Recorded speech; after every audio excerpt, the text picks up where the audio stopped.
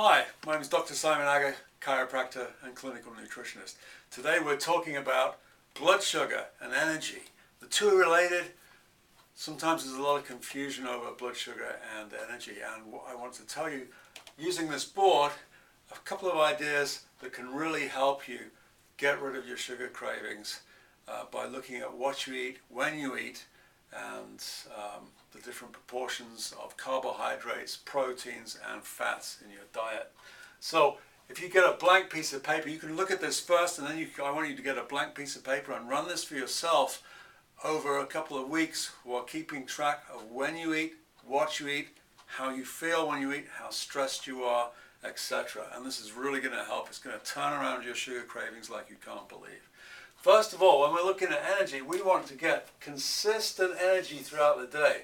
When we wake up in the morning right here, we go to bed at night, and we have solid, consistent energy.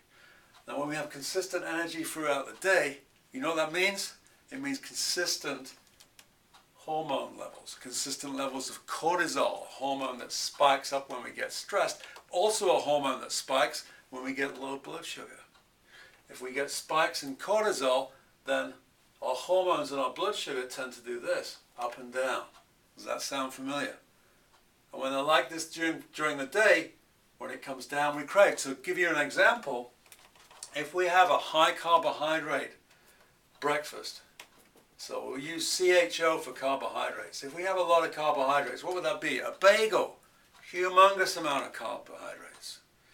We have a little protein and a little fat. We have a lot of carbohydrates. Our blood sugar is going to spike very quickly when we eat.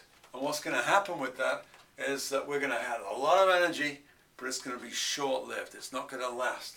So if we have these carbohydrates at 7 o'clock, we will get to 9 o'clock and our blood sugar will be tanking and we'll be craving right here. So one of the ways to prevent your blood sugar from spiking and then crashing is to have extra fats and proteins in the morning. So if you decreased your carbohydrates in the morning a little bit, and we added more protein, whether it's whey protein in a shake, whether it's eggs if you're not allergic to eggs, and some fats in eggs, some fats in meats, some fats in oils, olive oil. So you can increase your protein and fats. So say, for example, you have a couple of eggs scrambled in with a bunch of greens, and you have in olive oil, and you eat that, and you have some rice with it. Or you have a piece of bread if you're not gluten intolerant.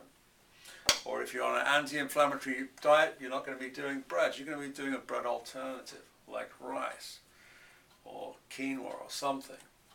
Anyway, you don't have a lot of carbohydrates, you have more protein. What happens is you're going to come up like this purple line, a little slower, but then you're going to have sustained energy for a while before you burn through that.